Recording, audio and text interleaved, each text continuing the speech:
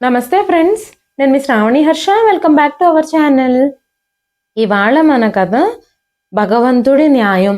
కథని చివరి వరకు వినండి. నచ్చితే కనుక ఖచ్చితంగా తప్పకుండా ఒక్క లైక్ చేయండి. ఈ కథ పైన మీ విలువైన స్పందనని కామెంట్ రూపంలో మాకు తెలియజేయండి. కొత్త వారు ఎవరైనా చూస్తున్నట్లయితే మన ఛానల్ని సబ్స్క్రైబ్ చేసుకోండి. పూర్ణిమ తన తల్లిని వెతికి వెతికి అలసిపోయి బయట నుంచి వచ్చిన వెంటనే పూర్ణిమ వదిన శ్రీజ తనపై అరవడం మొదలుపెట్టింది. మహారాణి, ఊరంతా తిరిగి తిరిగి వచ్చావా? ఈ వృద్ధురాలు ఇప్పుడు ఇక్కడ లేదు. ఇంత పెద్ద ప్రపంచంలో ఆవిడ ఏ మూలనుందో ఎవరికి తెలుసు? ఆవిడ కోసం ఎక్కడని వెతుకుతావు? నీకెన్నిసార్లు వివరించి చెప్పాను. నువ్వు మీ అమ్మ కోసం వెతికినా అది నీ వృధా ప్రయాసే అవుతుంది. ఆవిడ నీకు దొరకడం అసంభవం అని. అయినా సరే నువ్వు ప్రతి ఉదయము ప్రతి సాయంత్రము ఆవిడ్ని వెతకడానికి బయలుదేరతావు. ఇంట్లో పనులు ఏవీ చెయ్యకుండా, ఆహారం వండకుండా రోజంతా వీధుల్లో తిరుగుతున్నావు. సమయం 12 గంటలవుతోంది. నువ్వింతవరకు వంట కూడా చేయలేదు. ఈరోజు మా తల్లిదండ్రుల ఇంటి నుంచి మా అమ్మ, నాన్న, అన్నయ్య, వదిన అందరూ ఇక్కడికి వస్తున్నారు. కాబట్టి అందరి కోసం నువ్వు భోజనం వండాలి. టైం కల్లా అన్నీ రెడీగా ఉండకపోతే నేను అస్సలు ఊరుకోను. ఇంటి నుంచి వెళ్ళిపోయి వీధుల్లో తిరిగే ఆవిడ్ని ఇప్పుడు ఊరంతా జల్లెడ పట్టడానికి వెళ్ళావా నువ్వు? నువ్వు ఎంత వెతికినా ఆవిడ దొరకదు అనగానే పూర్ణిమ ఏడుస్తూ, వదినా, నేనిప్పుడు వంటగదిలో అందరి కోసం వంట చేస్తాను. నువ్వు చెప్పిన ప్రతి పని చేస్తాను. కానీ దయచేసి మా అమ్మ దొరకదు అని మాత్రం నువ్వు అనొద్దు. మా అమ్మ తన కూతుర్ని వదిలేసి ఎక్కడికి వెళ్ళదు అని ఏడుస్తూ వంటగదిలోకి వెళ్ళిపోయింది పూర్ణిమ. పూర్ణిమ ఏడుస్తూ, అమ్మా, నువ్వు కూడా నాతో పాటు ఉండుంటే బాగుండేది. లేదంటే నీతో పాటు నన్ను కూడా తీసుకుని వెళ్ళిపోయి ఉంటే బాగుండేది అని ఏడుస్తూ ఉండగానే పూర్ణిమ వదిన శ్రీజ అక్కడికొచ్చి, మీ అమ్మతో పాటు నువ్వు కూడా వెళ్ళిపోయి ఉంటే ఈ ఇంటి పనులు, వంట పనులు ఎవరు చేసేవారు? కనీసం నువ్వు ఇంట్లో ఉండడం వల్ల అందరి కోసం భోజనమైనా రెడీ చేస్తున్నావు అంటూ కోపంగా పూర్ణిమ జుట్టు పట్టుకొని వెనక్కి లాగుతూ కోపంగా చెప్పింది. అప్పుడు పూర్ణిమ ఏడుస్తూ, వదినా, నా జుట్టు వదిలేయండి, నాకు చాలా నొప్పిగా ఉంది అని ఏడుస్తూనే ఉంది. ఆ ఏడుపుల శబ్దం, అరుపుల శబ్దం విన్న పూర్ణిమ అన్నయ్య సురేష్ తన గది నుంచి బయటకొచ్చాడు. తను బయటకొచ్చి, పూర్ణిమ, నువ్వెందుకు అరుస్తున్నావు? అనవసరంగా ఇంట్లో ఎందుకు గొడవ చేస్తున్నావు అనగానే పూర్ణిమ, అన్నయ్య, నా అరుపులు మాత్రమే నీకు వినిపిస్తున్నాయా? వదిన నా జుట్టు పట్టుకుని నన్ను బాధ పెడుతుంది. అది మీకు కనీసం కనిపించడం లేదా అని అనగానే సురేష్, పూర్ణిమ, ఈ రోజు నువ్వు మాతో పాటు ఈ ఇంట్లో ఉన్నావు. రేపో మాపో నీ అత్తారింటికి వెళ్ళిపోతావు. ఇక నీ పీడ కూడా మాకు వదిలిపోతుంది. ఎవరో ఒక అనామకుడిని చూసి నీ కంటగడితే మా నెత్తి మీద ఉన్న భారం కొద్ది రోజుల్లోనే దిగిపోతుంది. ఈ దరిద్రం ఎంత తొందరగా వదులుతుందో వీలైనంత త్వరగా వదిలించుకోవాలి అంటూ కోపంగా సురేష్ ఇంట్లో నుంచి బయటకు వెళ్ళిపోయాడు. వెంటనే పూర్ణిమ, వదిన, ఈ రోజు మీ టైం నడుస్తోంది. నువ్వు నీ ఇష్టం వచ్చినట్టు నాతో నీచంగా ప్రవర్తిస్తున్నావు. కానీ చూడు, ఏదో ఒక రోజు నాకు కూడా టైం వస్తుంది. అది మీరు కూడా చూస్తారు. ఈ రోజు నేను మీ ఇంట్లో అన్ని పనులు చేస్తున్నాను, ఆహారం వండుతున్నాను. కానీ ఏదో ఒక రోజు నేను కూర్చొని తినే టైం వస్తుంది. ఆ రోజు నా పనులన్నీ మీరే చేసి పెడతారు.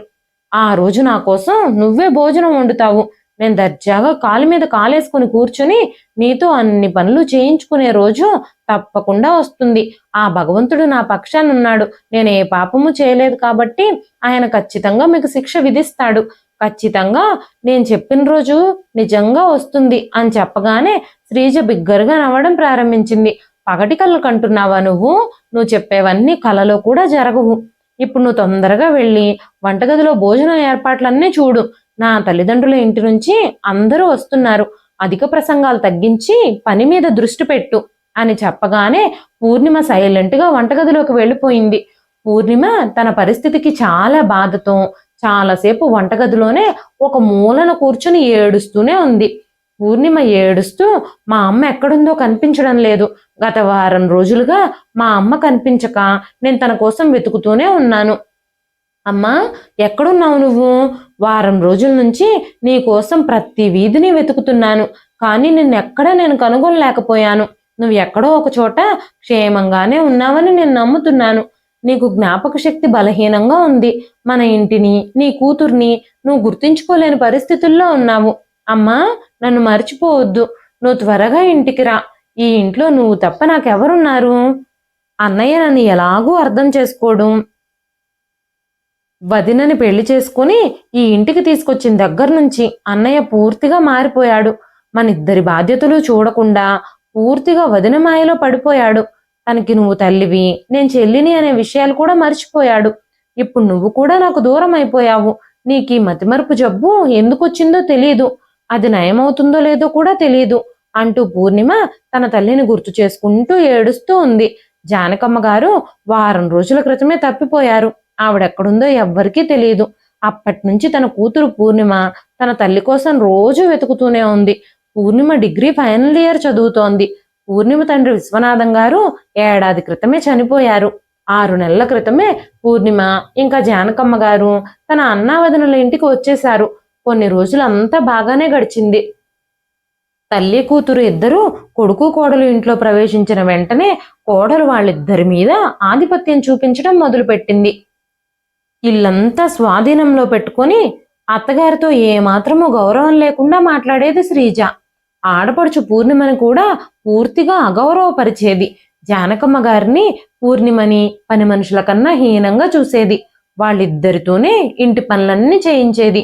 జానకమ్మ గారికి కూడా వయసు పైబడి ఓపిక లేకపోవడంతో పూర్ణిమనే ఉదయం సాయంత్రం కాలేజీకి వెళ్లే ముందు, కాలేజీ నుంచి వచ్చిన తర్వాత ఇంటి పనులన్నింటితోనూ తల్లికి చాలా వరకు సాయం చేసేది. కొన్ని రోజుల తర్వాత జానకమ్మ గారి ఆరోగ్యం పూర్తిగా క్షీణించడం మొదలుపెట్టింది. ఆవిడ ఆరోగ్యం అస్సలు బాగోలేదు. ఆవిడకి విపరీతమైన జ్వరం వచ్చింది. అప్పుడు పూర్ణిమ తన అన్నయ్య సురేష్తో, అన్నయ్య, అమ్మ ఆరోగ్యం అస్సలు బాగోలేదు, దగ్గరలో ఏదైనా హాస్పిటల్ ఉంటే తీసుకెళ్లి అమ్మని కాస్త డాక్టర్కి చూపించు అని చెప్పినప్పుడు శ్రీజ మొండిగా ఆ వృద్ధురాలికి 70 ఏళ్ల దాకా వచ్చేశాయి, ఆసుపత్రికి తీసుకెళ్లాల్సిన అవసరం ఏమీ లేదు, ఇప్పుడు హాస్పిటల్కి తీసుకెళ్లి ట్రీట్మెంట్ చేపిస్తే ఆవిడ ఆయుష్ ఏమైనా పెరుగుతుందా ఏమిటి? ఆవిడ ఎంతకాలం జీవిస్తుందో జీవించనివ్వండి. ఇప్పుడు ఆవిడకి చికిత్స చేయించాల్సిన అవసరమూ లేదు, చికిత్స కోసం ఒక్క పైసా కూడా ఖర్చు పెట్టాల్సిన అవసరమూ లేదు. ఆవిడకి కాస్త జ్వరం వచ్చిందంటే 4 రోజుల్లో తగ్గిపోతుంది. దానికి హాస్పిటల్, డాక్టర్లు అంటూ ఇంత హడావిడి చేయాలా ఏమిటి? అనగానే పూర్ణిమ, వదిన, అమ్మకి 104 డిగ్రీల జ్వరం వచ్చింది, అయినా సరే తనంతట తానే బాగుపడుతుంది అని నువ్వెలా అంటున్నావు? మా అమ్మకి ఏదైనా జరిగితే నేను తట్టుకోలేను. మా అమ్మ తప్ప నాకు ఈ లోకంలో ఎవ్వరూ లేరు. తనకేమన్నా అయితే నేను ఎలా బ్రతుకుతాను?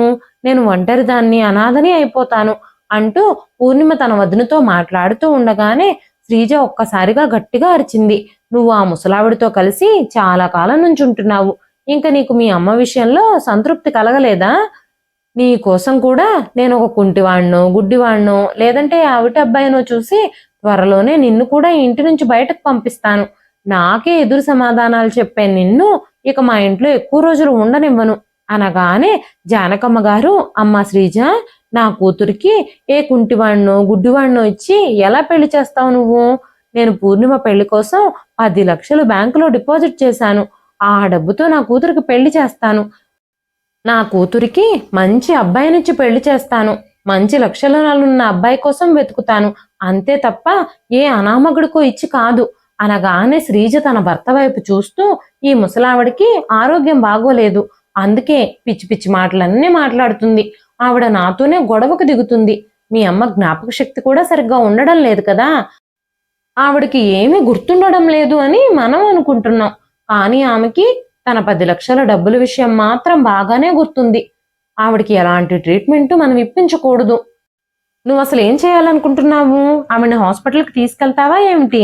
రా, మనం ఇక్కడి నుంచి వెళ్ళిపోదాం. ఈ తల్లి కూతుర్లతో మాట్లాడి మన సమయాన్ని ఎందుకు మనం వృధా చేసుకోవాలి అంది శ్రీజ. రాత్రి శ్రీజ తన భర్త సురేష్తో గదిలో మాట్లాడుతూ, చూడండి, పూర్ణిమ పెళ్లి పేరుతో మీ నాన్న 10 లక్షలు డిపాజిట్ చేశారట, వాళ్ళకు ఒక్క పైసా కూడా దక్కనివ్వకూడదు మనం అనగానే సురేష్, మా నాన్నగారి డబ్బు ఆస్తులపై నాకే హక్కు ఉంటుంది కదా, ఇప్పుడు మనం వాళ్ళకి డబ్బులు ఇవ్వాలా వద్దా అనేది మన ఇష్టం. వాళ్ళిద్దరూ ఇప్పుడు మనతోనే ఉన్నారు. ఆ డబ్బు నేను వాళ్ళకి ఎలా దక్కనిస్తాను? నేను ఆ డబ్బుని ఎలాగైనా వాళ్ళ దగ్గర నుంచి లాక్కుంటాను. ఈ ముసలావిడిని ఇంటి నుంచి దూరంగా పంపించేస్తేనే మన ప్లాన్స్ అన్నీ వర్కౌట్ అవుతాయి అంది శ్రీజ. వెంటనే శ్రీజ సురేష్తో, మీ అమ్మ జ్ఞాపక శక్తి ఇంకా బాగానే ఉంది, ఆవిడకి డబ్బుల విషయాలన్నీ గుర్తున్నాయి, రేపో లేదా ఎల్లుండో ఆవిడ్ని హాస్పిటల్కి తీసుకెళ్తున్నానని చెప్పి ఎక్కడికో అక్కడికి తీసుకెళ్ళిపోయి ఎక్కడైనా వదిలేసి రండి. ఆవిడ తిరిగి వచ్చే లోపల వెనక ముందు ఎవ్వరూ లేని ఒక అబ్బాయిని చూసి మీ చెల్లెలి పెళ్లి కూడా చేసేద్దాం. లేకపోతే ఈ ముసలావిడ మీ చెల్లెల పెళ్లి కోసమే ఆ డబ్బులన్నింటినీ ఖర్చు పెట్టేస్తుంది, మనకి ఏమీ దక్కనివ్వదు అని చెప్పగానే, సురేష్, నీ ఆలోచన బాగుంది శ్రీజ, ఇలాంటి భార్య కలుగున్నందుకు నేను చాలా అదృష్టవంతుణ్ణి, నీకు ఎన్ని తెలివితేటలున్నాయో అంటూ నవ్వడం మొదలుపెట్టాడు సురేష్. వెంటనే శ్రీజ, నువ్వు నీ ఆనందాన్ని తర్వాత చూపిద్దువు గాని ముందు ఏం చేయాలో ఆలోచించు అంది.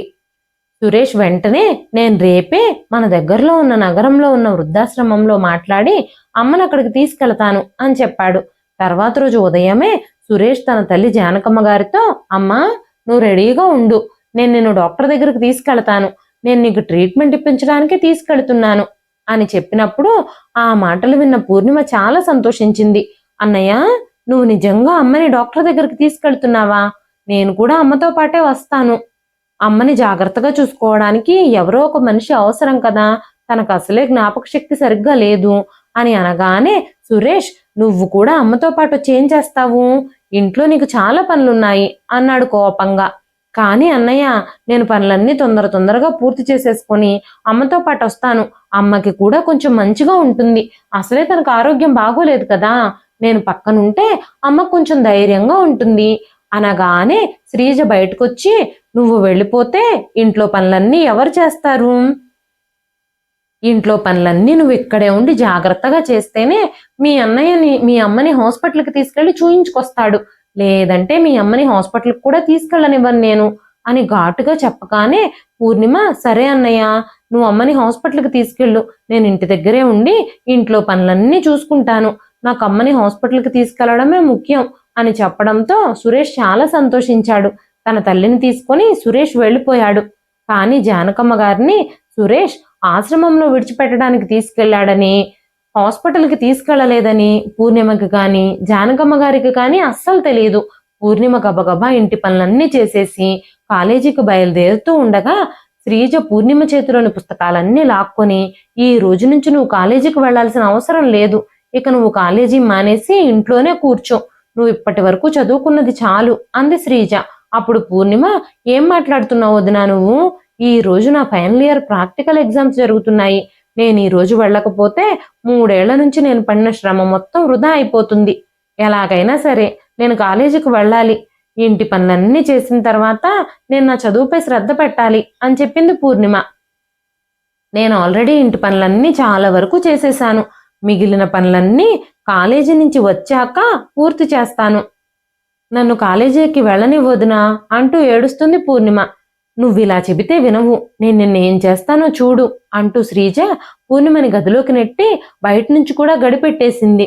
ప్లీజ్ వదినా, నన్ను కాలేజీకి వెళ్ళనివ్వండి, నా 3 ఏళ్ల కష్టం వృధా అయిపోతుంది అంటూ ఏడుస్తూ ఉంది పూర్ణిమ. ఈ ఒక్క ఎగ్జామ్స్ పూర్తయిపోతే నా డిగ్రీ పూర్తవుతుంది, ఆ తర్వాత నేను ఏదో ఒక ఉద్యోగం చూసుకుంటాను అని చెప్పినప్పుడు శ్రీజ అస్సలు ఒప్పుకోలేదు. ఎందుకంటే పూర్ణిమ చదువుకోవడం శ్రీజకు అస్సలు ఇష్టం లేదు, అందుకే కాలేజీకి వెళ్లకుండా ఆపేసింది. మధ్యాహ్నం 2 గంటల ప్రాంతంలో శ్రీజ తలుపు తెరవగానే పూర్ణిమ చాలా ఏడుస్తూనే ఉంది. అయినా సరే శ్రీజ పూర్ణిమ ఏడుపును కూడా అస్సలు పట్టించుకోలేదు. సాయంత్రం 4 గంటల ప్రాంతంలో సురేష్ ఇంటికొచ్చాడు. సురేష్ ఒంటరిగా రావడం చూసి పూర్ణిమ ఆశ్చర్యపోయింది. అన్నయ్య, అన్నయ్య, అమ్మ ఎక్కడుంది అంటూ అరవడం మొదలుపెట్టింది. ఏమైంది అన్నయ్య, అమ్మకి ఏమైంది అని అడుగుతూ ఉండగానే సురేష్, నేను అమ్మని డాక్టర్కి చూపించాను, ఆ తరువాత అమ్మ ఎక్కడికి వెళ్ళిపోయిందో నాకు తెలియడం లేదు అని చెప్పగానే పూర్ణిమ కన్నీళ్లు పెట్టుకుంది. వెంటనే సురేష్, నేను అమ్మని హాస్పిటల్ బయట బెంచ్ మీద కూర్చోబెట్టి తనకి తాగడానికి జ్యూస్ తీసుకురావడానికి వెళ్ళాను, నేను తిరిగొచ్చేసరికి అమ్మ ఆ బెంచ్ మీద లేదు, చుట్టుపక్కలంతా వెతికాను, అయినా అమ్మ కనిపించలేదు, గంటల తరబడి హాస్పిటల్ చుట్టూ ఉన్న వీధుల్లో కూడా వెతికాను, అయినా సరే అమ్మ ఎక్కడా కనిపించలేదు అని చెప్పగానే పూర్ణిమ, ఏం మాట్లాడుతున్నావు అన్నయ్య నువ్వు, అమ్మ అలా ఎలా ఎక్కడికైనా వెళ్ళిపోతుంది అంటూ పూర్ణిమ ఏడుస్తూ ఉంది. అప్పుడే శ్రీజ సురేష్ వైపు చూస్తూ, సురేష్, మీ అమ్మ ఎక్కడికైనా వెళ్ళిపోతే ఏమవుతుంది? ఆవిడ జ్ఞాపక శక్తి కూడా బాగోలేదు. తను ఎలా తిరిగింటికి వస్తుంది ఇప్పుడు అనగానే పూర్ణిమ, అన్నయ్య ఇదంతా ఎలా జరుగుతుంది? మీరు చెప్పినట్టు అమ్మ జ్ఞాపక శక్తి బలహీనంగా ఉంది అంటే నేను నమ్మను. అమ్మ ఎక్కడైనా తప్పిపోవడమో, తనంతట తానుగా ఎక్కడికైనా వెళ్ళిపోవడమో జరగని పని. అమ్మ నన్ను వదిలిపెట్టి ఎక్కడికి వెళ్ళదు అని మాట్లాడుతూ ఉండగానే శ్రీజ పూర్ణిమ మీద గట్టిగా అరిచి, ఏం మాట్లాడుతున్నావు నువ్వు? మీ అమ్మ ఎక్కడికి వెళ్ళదు అంటే నువ్వు ఏమనుకుంటున్నావు? మీ అన్నయ్యే మీ అమ్మని ఎక్కడికో తీసుకెళ్లి విడిచిపెట్టి వచ్చేశాడు అని అంటున్నావా? మీ అన్నయ్య కూడా మీ అమ్మ కోసం ఎంత బాధపడుతున్నాడో నువ్వు చూడడం లేదా? మీ అమ్మ కోసం నువ్వు ఎంత ఏడుస్తున్నావో సురేష్ కూడా అంతే బాధగా ఉన్నాడు, అంతే దిగులు పడుతున్నాడు. తల్లి మీద ఏ కొడుకుకు మాత్రం ప్రేమ ఉండదు అంటూ అంది శ్రీజ. పూర్ణిమ ఇంకేమీ మాట్లాడలేదు. గబ్బగబ్బా తన చున్నీ తీసుకొని తన తల్లిని వెతకడానికి రోడ్ల మీదకు బయలుదేరింది. ఆసుపత్రి చుట్టుపక్కలంతా తిరిగింది. తల్లిని చూడడం కోసం వీధులంతా వెతకడం ప్రారంభించింది. కానీ పాపం పూర్ణిమకి మాత్రం ఏం తెలుసు, తన అన్నయ్య తన తల్లిని వేరే నగరంలో ఉన్న వృద్ధాశ్రమంలో ఉంచాడని, తన తల్లి ఆ హాస్పిటల్ చుట్టుపక్కల ఎక్కడా లేదని. కానీ పూర్ణిమ తన తల్లిని కనిపెట్టాలన్న ఆశని మాత్రం వదులుకోలేదు. వారం రోజులైంది. ఇప్పటికీ తను ఏ వీధిని వదిలిపెట్టకుండా ప్రతిరోజు తల్లి కోసం వెతుకుతూనే ఉంది. దూరం నుంచి ఎవరైనా వృద్ధురాలు కనిపిస్తే పూర్ణిమ వాళ్ళ దగ్గరకు పరిగెత్తుకుంటూ వెళుతుంది. తీరా దగ్గరకు వెళ్ళాక నిరాశ చెందుతుంది. దాదాపు వారం రోజులు గడిచిపోయినా కూడా పూర్ణిమ తన తల్లిని కనిపెట్టలేకపోయింది. పూర్ణిమ తన తల్లిని గుర్తు చేసుకుంటూ తలుచుకుంటూ ఒంటరిగా వంటగదిలో ఒక మూలను కూర్చుని ఏడుస్తూ ఉంది. అప్పుడే తన వదిన శ్రీజ వచ్చి పూర్ణిమ అలా కూర్చోవడం చూసి, అమ్మా మహారాణి, ఇప్పటి వరకు నువ్వు విశ్రాంతి తీసుకుంటున్నావా ఏమిటి? నా తల్లిదండ్రుల ఇంటి నుంచి జనాలందరూ వచ్చే సమయం అయిపోయింది. నువ్వింకా ఇక్కడే తీరిగ్గా కూర్చున్నావు. తొందరగా లేచి పనులన్నీ పూర్తి చెయ్యి, లేదంటే నాకంటే హీనంగా ఎవ్వరూ ఉండరు.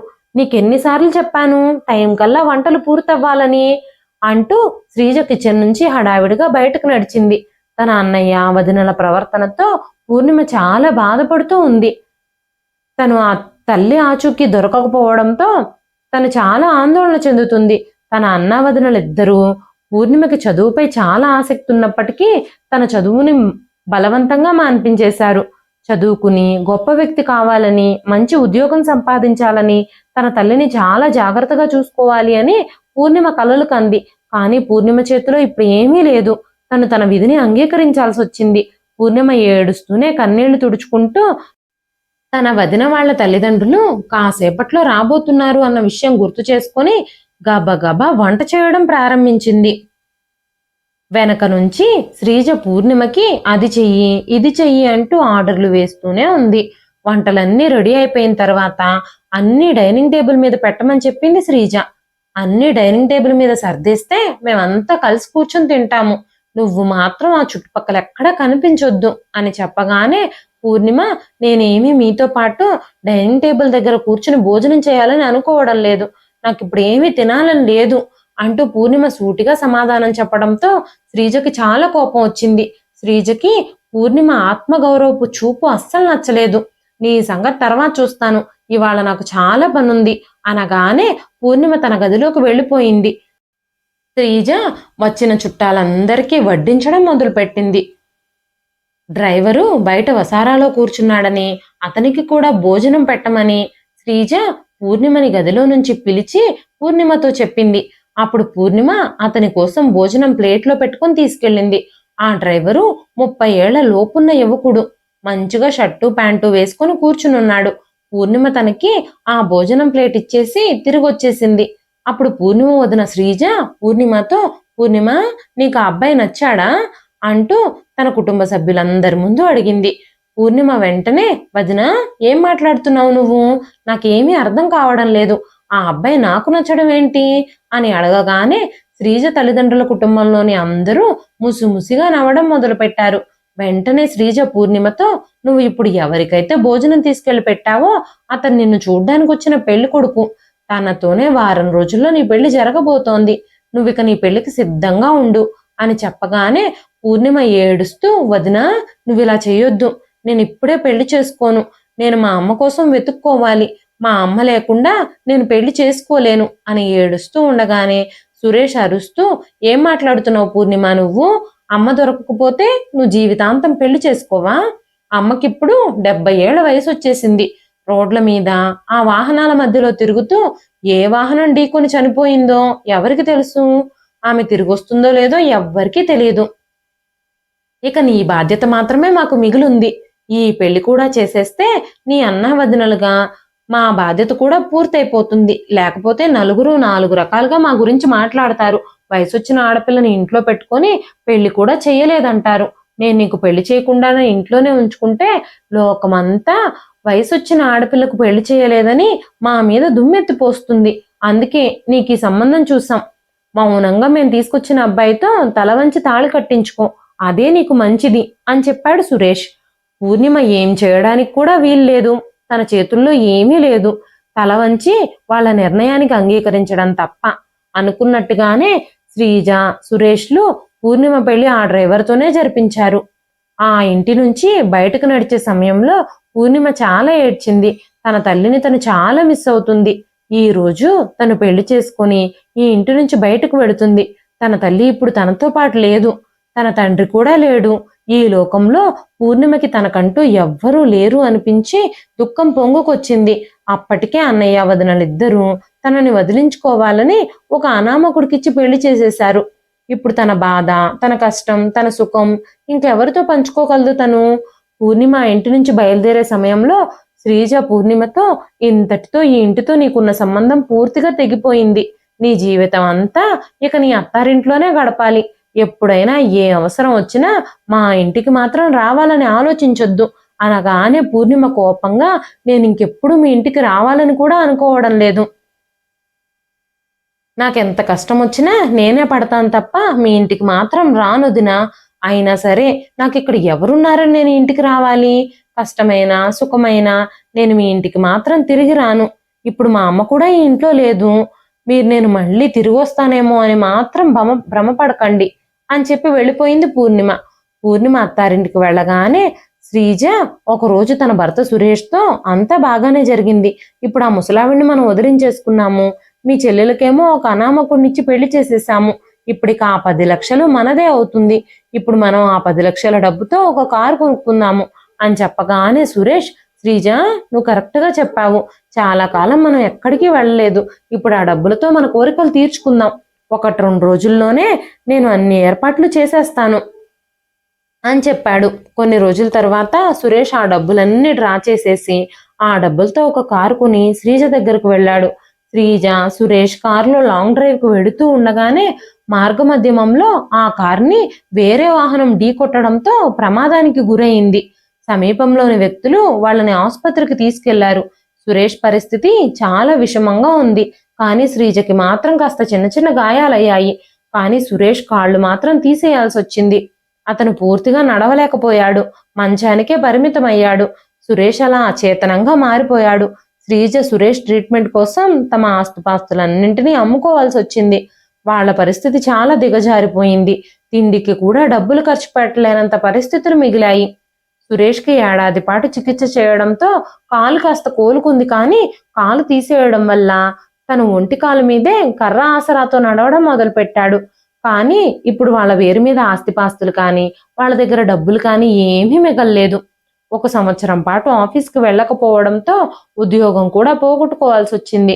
అప్పుడు శ్రీజ ఏదో ఒక పని చేసి డబ్బులు సంపాదించాలి అని అనుకుంది. ఆ విషయమే సురేష్తో చెప్పినప్పుడు, శ్రీజ నువ్వు డిగ్రీ వరకు కూడా చదువుకోలేదు, నువ్వేం పని చేస్తావు? బయటకు వెళ్ళి నువ్వు ఏ ఉద్యోగం చేయగలుగుతావు అని అడగగానే శ్రీజ సురేష్తో, మన బ్రతుకు తెరువు కోసం ఏదో ఒక పని చెయ్యక తప్పదు, లేదంటే మనం తిండికి కూడా ఇబ్బంది పడాల్సి వస్తుంది. నాకు ఉద్యోగం చేయడానికి సరిపడా చదువు లేకపోతే ఏమైంది? నేను నా శక్తికి తగ్గ పని ఏదో ఒకటి చేస్తాను. నేను పెళ్లిళ్లలో వంటలు చేయడానికి, కూరగాయలు కట్ చేయడానికి వెళతాను. ఏ పని దొరికితే ఆ పని నేను చేస్తాను అని చెప్పింది. సురేష్కి కూడా వేరే మార్గం లేకపోవడంతో శ్రీజ ఆ పనులన్నీ చేయడానికి సురేష్ ఒప్పుకున్నాడు. తమ కుటుంబం అలాంటి క్లిష్ట పరిస్థితుల్లో ఉండడంతో, వాళ్ళకి రోజు కూడా గడవకపోవడంతో, సురేష్ మందులకు కూడా డబ్బులు లేకపోవడంతో పెళ్లిళ్లల్లో, ఫంక్షన్లలో వంట పనులు చేయడం ప్రారంభించింది శ్రీజ. బంధువులు కూడా ఎవ్వరూ తనకి సహాయం చేయడానికి ముందుకు రాలేదు. శ్రీజ వంట పనులు చేయడం మొదలుపెట్టి 3 ఏళ్లు పైనే కావస్తుంది. ఒకరోజు శ్రీజ సురేష్తో, రేపు నేను దగ్గరలోనే నగరంలో ఉన్న ఒక ఇంట్లో వంటలు చేయడానికి వెళుతున్నాను. ఈ కాంట్రాక్ట్ చాలా పెద్దది. వాళ్ళ కొడుకు మొదటి పుట్టినరోజుకి వంట చేయడానికి నేను వెళుతున్నాను. ఆ భార్యాభర్తలిద్దరూ చాలా పెద్ద ప్రభుత్వ అధికారులని నేను విన్నాను. వాళ్ళు చాలా పెద్ద పార్టీని వాళ్ళ ఇంట్లో అరేంజ్ చేసుకున్నారు. ఫంక్షన్ పూర్తయ్యాక, వంట పనంతా అయిపోయాక మన ఇద్దరి పరిస్థితి గురించి చెప్పి నేను వాళ్ళని ఏదైనా సహాయం అడుగుతాను. వాళ్ళు నాకెంతో కొంత డబ్బు ఇస్తారు. నేను వాళ్ళని ఖచ్చితంగా నాకెంతో కొంత డబ్బు ఇవ్వమని అడుగుతాను. మనకి కాస్త ఏ విధంగానైనా సహాయం చేయమని వాళ్ళని ప్రాధేయపడతాను. మన కథ విని వాళ్ళు తప్పకుండా సహాయం చేస్తారు అని చెప్పగానే, సురేష్, నువ్వు కరెక్ట్గానే చెప్పావు శ్రీజ. నువ్వు ఎలాగైనా సరే మన పరిస్థితి అంతా వివరించి వాళ్ళని డబ్బులు అడుగు. నువ్వు ఏమాత్రమూ సంకోచించొద్దు. ఎందుకంటే మనం ఉన్న పరిస్థితుల్లో ఇప్పుడు డబ్బులు చాలా అవసరం. మనం ఉన్న ఇలాంటి పరిస్థితుల్లో మనకి ఎవరైనా సహాయం చేయగలిగితే మన పరిస్థితులు కాస్త మెరుగుపడతాయి అని చెప్పాడు సురేష్. మరుసటి రోజు శ్రీజ వంటలు చేయడానికి ఆ ఇంటికి చేరుకుంది. అది చాలా పెద్ద ఇల్లు, పెద్ద బంగ్లాలాగా ఉంది. ఆ ఇల్లు చూడగానే శ్రీజ కళ్ళు ఒక్కసారిగా మెరిశాయి. బంగ్లా బయట ఒక పెద్ద గేట్ ఉంది. లోపలికి వెళ్లే వాళ్ళని, బయటకు వచ్చే వాళ్ళని అందరినీ క్షుణ్ణంగా తనిఖీ చేసిన తర్వాతే లోపలికి అనుమతిస్తున్నారు. పెద్ద పెద్ద వాహనాలు కూడా లోపలికి వస్తూ పోతూ ఉన్నాయి. ఆ గేట్లోంచి శ్రీజ లోపలికి ప్రవేశించగానే దూరం నుంచి శ్రీజకు ఒక ముసలావిడ కనిపించింది. ఆవిడ తనకి పరిచయం ఉన్న వ్యక్తిలాగా అనిపించింది. అందుకే శ్రీజ ఆ ముసలావిడిని ఫాలో అవ్వడం మొదలుపెట్టింది. కొంచెం దూరం వెళ్ళిన తర్వాత ఒక సెక్యూరిటీ అతను శ్రీజని ఆపి, మీరెవరినైనా కలవాలి అని అనుకుంటున్నారా? ఎందుకు మీరు ఆవిడ్ని ఫాలో అవుతున్నారు?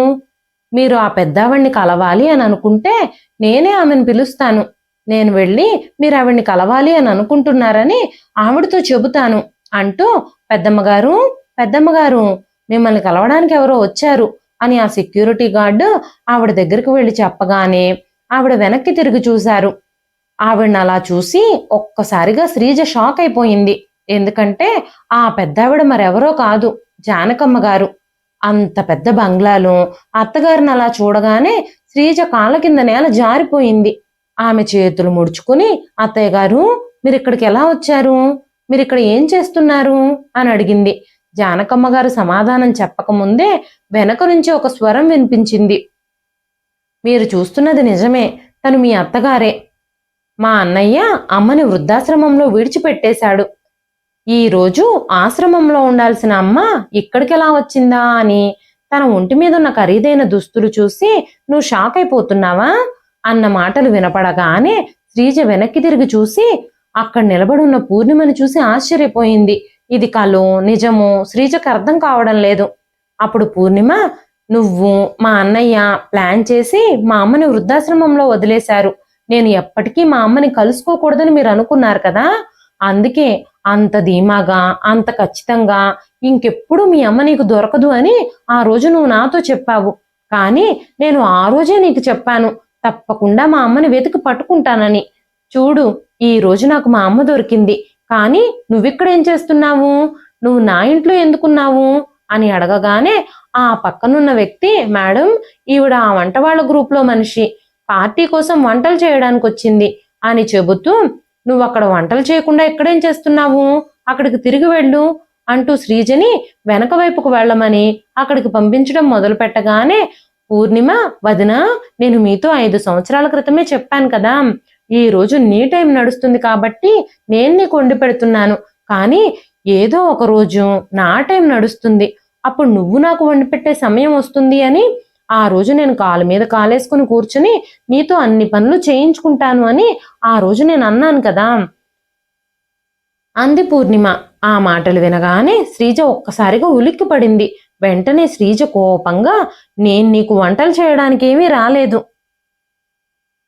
ఇక్కడ ఒక ప్రభుత్వాధికారి కొడుకుది పుట్టినరోజు జరుగుతుంది, వాళ్ళింట్లో వంటలు చేయడానికి నేను వచ్చాను అనగానే పూర్ణిమ, వదిన, ఈ ఇల్లు నాదే. ఈ రోజు నా కొడుకు పుట్టినరోజే. ఆ 2 ప్రభుత్వాధికారులు మరెవరో కాదు, నేను, నా భర్త. మా ఇద్దరు భార్యాభర్తలము ప్రభుత్వ అధికారులమే. నేను పూర్ణిమ ఐఏఎస్, మా ఆయన ప్రవీణ్ ఐపీఎస్ అనగానే శ్రీజ షాక్ అయిపోయింది. ఇది ఎలా సాధ్యమవుతుంది? నేను చదువు మాన్పించేసి ఒక డ్రైవర్కి ఇచ్చి పెళ్లి చేశాను కదా అంది శ్రీజ. ఆ మాటలు వినగానే పూర్ణిమ, మీరు నా భవిష్యత్తుని అంధకారం చేయాలి అని అనుకున్నా నా భవిష్యత్తులో ఆ భగవంతుడు వెలుగే నింపాడు. ఆ భగవంతుడు నా తలరాతలో సంతోషాలే రాశాడు. మీరు ఆ రోజు ఆ కారు డ్రైవర్తో నాకు పెళ్ళయింది అని మీరు అనుకున్నారు, కానీ ప్రవీణ్ ఆ కారుకి డ్రైవర్ కాదు. ఆ కారుని డ్రైవ్ చేసే డ్రైవర్కి కొడుకు. అతను ఒక ఐపీఎస్ ఆఫీసర్. ఆ రోజు ప్రవీణ్ తన తండ్రి స్థానంలో మీ కుటుంబానికి డ్రైవర్గా వచ్చాడు. తను ఐపీఎస్కి ప్రిపేర్ అవుతూనే ఉన్నాడు, కానీ అప్పటికి తనకింకా ఉద్యోగం రాలేదు. మా పెళ్ళైన తర్వాత తను మళ్ళీ చదువుకోవడం ప్రారంభించి ఐపీఎస్ ఆఫీసర్ అయ్యాడు. ఆ తర్వాత చదువు పట్ల నాకున్న ఇంట్రెస్ట్ చూసి తనతో పాటు నన్ను కూడా చదివించాడు. చివరికి మా కష్టానికి ఫలితం దక్కింది. ఇద్దరము ఆఫీసర్లమయ్యాము. ఈ రోజు మా దగ్గర ఎంత డబ్బుందో చూడు. బంగ్లా, కారు అన్నీ ఉన్నాయి. గవర్నమెంట్ మాకు స్వయంగా ఈ బంగ్లా ఇచ్చింది. మా అమ్మ కూడా మాకు దొరికింది. దీన్నే మన తలరాతలో రాసిన అదృష్టం మనకి తిరిగి రావడం అంటారు. ఈ మాటను పూర్ణిమ చెబుతూ ఉండగానే శ్రీజ కాళ్ళ కింద నేల జారిపోయింది. అయితే మీ అమ్మ నీకెక్కడ దొరికింది అని శ్రీజ అడగగానే, అన్నయ్య తనని ఏ ఆశ్రమంలో అయితే వదిలిపెట్టొచ్చాడో ఆ ఆశ్రమంలోనే మా అమ్మ నాకు దొరికింది. మా ఇద్దరికి ఉద్యోగాలు వచ్చిన తర్వాత వృద్ధాశ్రమంలో మేము భోజనాలు పంచడానికి వెళ్ళినప్పుడు మా అమ్మ నాకు అక్కడ కనిపించింది. మా అమ్మ నాతో ఆ రోజు అన్నయ్య తనని హాస్పిటల్కి తీసుకెళ్తానని చెప్పి తీసుకెళ్లిన రోజు జరిగిన ప్రతి విషయాన్ని మొత్తం నాతో చెప్పింది. మీరు తనని ఆసుపత్రి పేరుతో తీసుకెళ్లి ఆశ్రమంలో వదిలేసిన సంగతి అంతా నాకు తెలిసింది అంది పూర్ణిమ. ఆ మాటలు విన్న శ్రీజ జానకమ్మ గారి పాదాల మీద పడి, అత్తయ్య గారు మమ్మల్ని క్షమించండి. ఇప్పుడు మీ ఆసరా మాకెంతగానో అవసరం. ఇంటికి వెళదాం పదండి. మీ అబ్బాయి సురేష్కి యాక్సిడెంట్ అయ్యింది. ఒక కాలు విరిగిపోయింది. నాకిప్పుడు మీ సహాయం కావాలి. ఆయన పూర్తిగా మంచానికే పరిమితం అయ్యారు. కర్ర సహాయంతో మాత్రమే ఉన్న ఒక్క కాలుతో నడవగలుగుతున్నారు. ఆయన ఏ పని చేయలేకపోతున్నారు. ఆయన ఉద్యోగం కూడా పోయింది. ఈ రోజు మా పరిస్థితులు ఎలా మారాయి అంటే వేరే వాళ్ళ ఇళ్లకు వెళ్ళి వంట పనులు చేసుకునేంత అధ్వానంగా మారిపోయాయి. ఇల్లు గడవక చేసేది ఏమీ లేక చివరికి నేను ఈ పనులన్నీ చూసుకోవాల్సి వచ్చింది అనగానే జానకమ్మ గారు, ఎవరి అదృష్టం ఎప్పుడు ఎలా మారుతుందో ఎవ్వరికీ తెలియదు. మీరు నాకు, నా కూతురికి చెడు చేయడంలో ఎలాంటి అవకాశాన్ని విడిచిపెట్టలేదు. కానీ ఈరోజు నా కూతురు, అల్లుడు కష్టపడి మంచి పొజిషన్లోకి వచ్చారు. ఇప్పుడు మీరు వాళ్ళ నుంచి సహాయం పొందాలని ఆశిస్తున్నట్టున్నారు. కానీ మీరు చేసిన పాపాలకి, మీరిప్పుడు అనుభవిస్తున్న శిక్షకి మీరు అర్హులే. ఇప్పుడు మేము నీకు ఎలాంటి సహాయము చేయలేము. మీ అత్తగారిని, ఆడపడుచుని హింసించినందుకు నువ్వు నీ క్రియలకి ఫలితం అనుభవించాల్సి ఉంటుంది. మేము నీకు ఎలాంటి సహాయము చెయ్యము. నీలాంటి వాళ్ళకు సహాయం చేస్తే ఆ భగవంతుడు కూడా ఒప్పుకోడు. మాకే పాపం తగులుతుంది. మీలాంటి క్రూరమైన మనస్తత్వం ఉన్నవాళ్ళు ఆ భగవంతుడు వేసిన శిక్షని అనుభవించాల్సిందే అని జానకమ్మ గారు అన్నారు. మీరు చేసిన క్రియలకి, మీ కర్మలకి మీరు ఖచ్చితంగా ఫలితం అనుభవించాల్సిందే. దేవుడు మీ తలరాతలో రాసిన కర్మఫలాల్ని అనుభవించకుండా అడ్డుకోవడానికి మేమెవరం? నువ్వు నా విషయంలో, నా కూతురు విషయంలో చేసిన ఘోరాలకి మేం గనక నిన్ను క్షమిస్తే అది మాకే పాపం అవుతుంది. అసలు మేము నిన్ను తిరిగి క్షమిస్తామని, సహాయం చేస్తామని నువ్వు అనుకుంటున్నావా? అలా ఎప్పటికీ జరగదు. మీ మొహాలు చూస్తేనే మాకు అసహ్యంగా ఉంది. ఇంకెప్పుడు జీవితంలో మీ మొహాలు కూడా మాకు చూపించకండి. మా కోసం సహాయం చేస్తామని కానీ, సహాయం అడగడం కోసం కానీ మా దగ్గరికి రావడం కానీ చెయ్యొద్దు అని జానకమ్మ గారు ఘాటుగా చెప్పారు. శ్రీజకి ఆ మాటలకి చాలా కోపంగా, అసహనంగా ఉంది. విధిపై, ఆ దేవుడిపై, పరిస్థితులపై చాలా కోపం వచ్చింది. కానీ తను ఏం చేయగలదు? నోరు మూసుకుని అక్కడి నుంచి వెళ్ళిపోయింది. మనుషులు మనకి అన్యాయం చేయాలని చూసినా దేవుడు మనకి న్యాయమే చేస్తాడు. కర్మఫలం నుంచి ఎవ్వరూ తప్పించుకోలేరు. ఎవరెవరు చేసిన కర్మలకి ఫలితం ఈ జన్మలోనే వాళ్ళు అనుభవించాల్సి వస్తుంది అన్నారు జానకమ్మ గారు. ఇదండి ఈ రోజు కథ. ఈ కథ మీకు ఎలా అనిపించింది? కథ నచ్చితే ఒక్క లైక్ చేయండి. ఈ కథ పైన మీ విలువైన స్పందనని కామెంట్ రూపంలో మాకు తెలియజేయండి. మరెన్నో ఇలాంటి ఇంట్రెస్టింగ్ కథల కోసం మన ఛానల్ని సబ్స్క్రైబ్ చేసుకోండి. మరొక మంచి కథతో రేపు మళ్ళీ కలుస్తానండి. అంతవరకు సెలవు.